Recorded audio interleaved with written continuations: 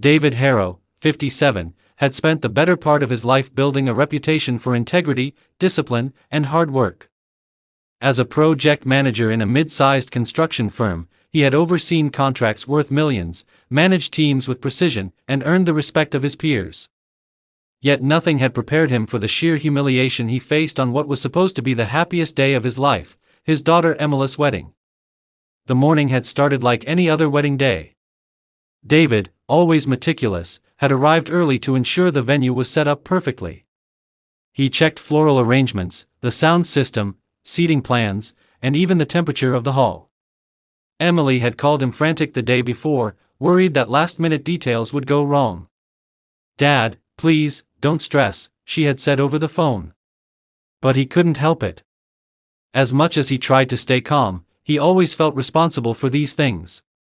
By the time the ceremony began, David's chest swelled with pride. Emily looked radiant in her lace gown, her eyes shimmering with happiness.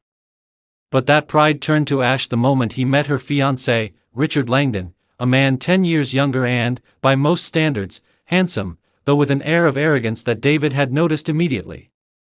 Richard extended his hand, but there was no warmth in his eyes. "David," he said, his tone dismissive, almost mocking. "I've heard a lot about you." David smiled politely. "All good, I hope." Richard laughed, a short, bitter sound. "Let's be honest," he said, lowering his voice so only David could hear. "You're worthless. Your daughter deserves better than a man like you influencing her life." David froze. The words hit him like a hammer. Worthless. That was not just an insult, it was a declaration of contempt from a man who thought he could demean him in front of family, friends, and witnesses to the wedding. His hands clenched into fists at his sides. He could feel the flush of humiliation creeping up his neck. Around them, the guests chatted, oblivious, while he stood paralyzed by the venom in Richard's words. Emily, blissfully unaware, was walking down the aisle, her eyes fixed on the man she was about to marry. David's instinct to protect her flared, but he realized that confrontation at that moment would ruin everything. So he forced a polite smile, shook Richard's hand, and said, "I hope you're right about being a good husband to her." Richard smirked, oblivious to the storm he had triggered. As the ceremony concluded and guests celebrated, David's mind raced. He could not ignore what had been said. For decades, he had built his life around providing for his family, teaching Emily values, guiding her through every challenge. And here was this arrogant man, casually dismissing him as worthless. It was a wound to his pride, yes, but more importantly, it was a threat, a sign that this man would undermine him, perhaps even influence Emily against him. David excused himself from the reception under the guise of needing fresh air. Outside, leaning against the cool stone wall of the venue, he allowed himself a moment of clarity. Anger was not enough. He needed precision. He needed strategy. And most importantly, he needed results. By the time he returned to the hall, David had made up his mind. He would not confront Richard with fists or fury. He would confront him with consequences. David's first move was to learn everything about Richard Langdon. He spent that night, in his hotel room, poring over social media, LinkedIn profiles, and business filings. Richard was not just Emily's fiancé, he was a rising star in the tech industry, a software entrepreneur who had recently secured funding for a startup specializing in cloud-based cybersecurity solutions. David discovered several key vulnerabilities. 1. Richard's startup depended heavily on one major investor, a hedge fund that could easily withdraw support if doubts arose about the company's integrity. 2. Richard had exaggerated his credentials, claiming experience he did not have in cybersecurity, and his technical team was overextended and underqualified. 3. A pending patent application for a crucial software algorithm was riddled with potential errors, which, if challenged, could invalidate the application. David didn't need to act immediately. He simply cataloged everything carefully, creating a mental blueprint of Richard's weaknesses. The next morning, David began quietly connecting with key people in Richard's professional circle. He had spent decades cultivating relationships in the business world, many of which he had maintained long after leaving formal roles. Through a few well-timed calls, he reached out to investors, former colleagues, and even journalists who covered tech startups.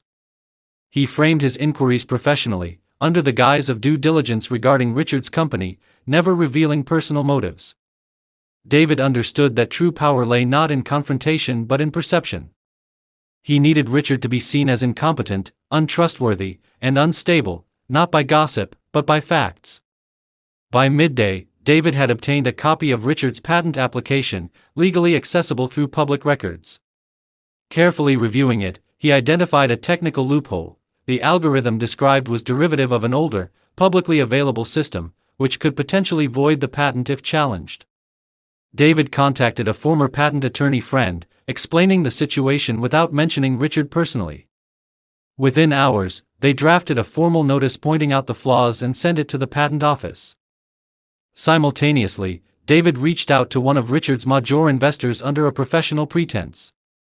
He framed the discussion around risk management, mentioning the patent issue, the over-reliance on an inexperienced technical team, and some unverified claims about the startup's progress.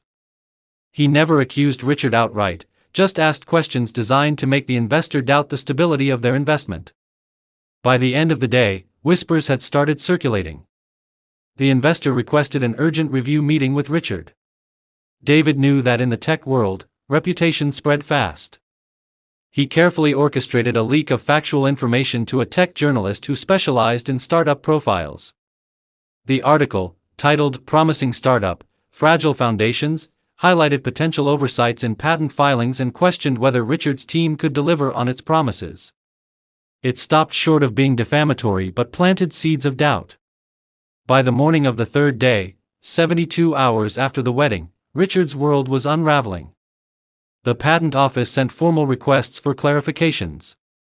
The investor, shaken, threatened to pull funding unless urgent corrective measures were taken. The tech community buzzed with speculation about his competence. David did not contact Richard directly.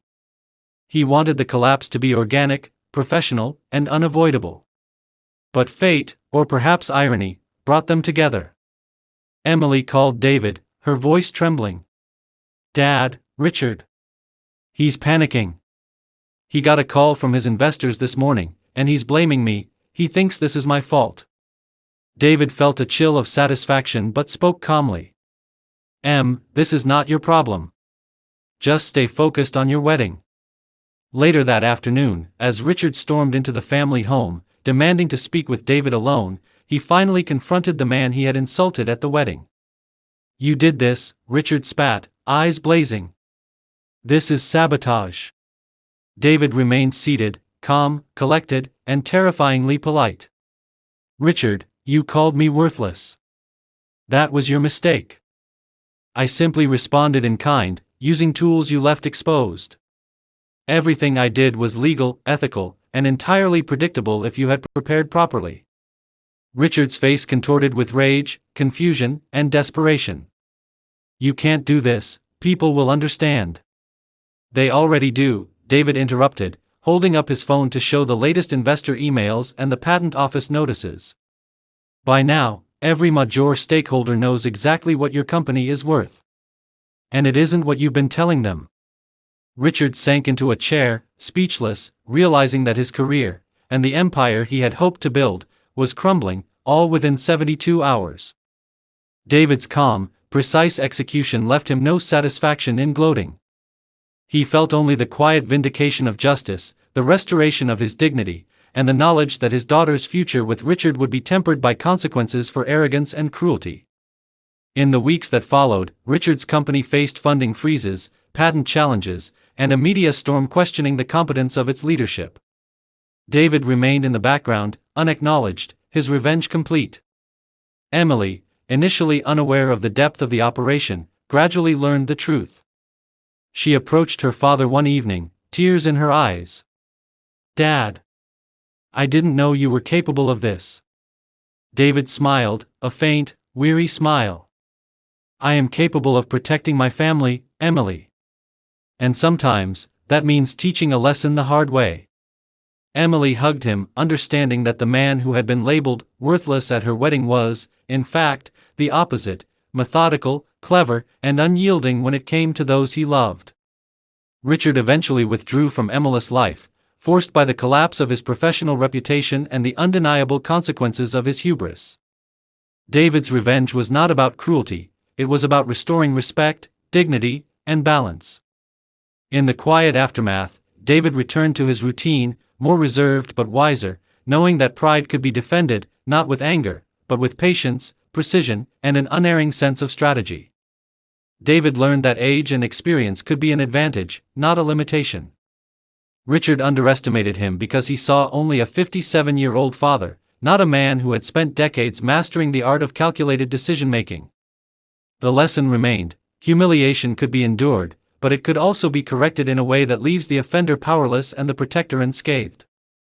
And so, David Harrow walked on, quietly proud, knowing that sometimes the most effective revenge is not noise, not confrontation, but the slow, unrelenting dismantling of arrogance through skill, intelligence, and resolve.